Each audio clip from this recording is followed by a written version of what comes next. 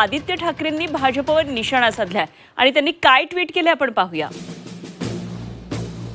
आमदार आदित्य ठाकरे यांनी या संदर्भात ट्विट केलेलं आहे आणि ते म्हणतात, मुंबईत भाजपच्या महापौराचा कार्यकाळ अजून सुरूही झालेला नाही आणि त्याआधीच विधानसभेचे अध्यक्ष राहुल नार्वेकर यांचे बंधू मकरंद नार्वेकर, कुलाबा इथले भाजप नगरसेवक यांनी मुंबईतील वाहनांवर कंजेशन टॅक्स लावण्यात यावा अशी मागणी करणारं पत्र महापालिकेला लिहिलेलं आहे।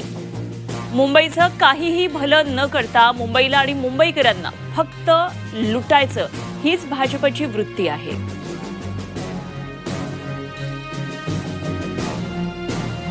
मुंबई देशाच्या तिजोरीमध्ये सर्वाधिक भर घालत असून सुद्धा भाजपच्या केंद्रातील संपूर्ण कार्यकाळामध्ये देशाच्या अर्थसंकल्पात मुंबईसाठी काहीच ठोस तरतूद करण्यात आलेली नाही। उद्योग आणि रोजगार मात्र सातत्यानं मुंबईतून बाहेर नेण्यात आले। गेल्या 4 वर्षात भाजपच्या राज्य सरकारकडून मुंबई लुटण्यासाठी रस्ते घोटाळा, सुशोभीकरण घोटाळा आणि यासारखे अनेक घोटाळे खुले आम केले गेले।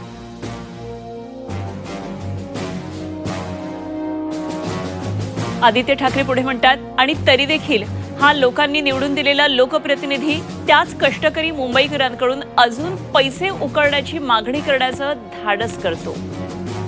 भाजप मुंबईचा आणि मुंबईकरांचा इतका द्वेष का करते? भाजपच्या कंत्राटदारांनी मुंबईतल्या रस्त्यांची दुरवस्था करून जे आपले घामाचे पैसे उधळले आहेत, त्यासाठी मुंबईकरांना भाजप कर परतावा करणार का?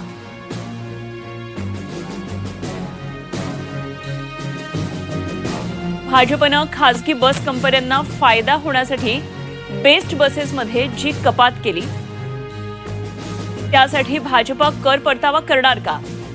भयंकर AQI-मुळे श्वासोश्वासादरम्यान आपल्या शरीरामध्ये जाणाऱ्या प्रत्येक SPM कडांसाठी भाजप कर परतावा करणार का? मकरंद नार्वेकर यांच्या मुंबई लुटणाऱ्या या प्रस्तावाशी भाजप सहमत आहे का? आदित्य ठाकरे यांनी अत्यंत महत्त्वाचे सवाल मुंबईकरांसाठी हे उपस्थित केलेले आहेत।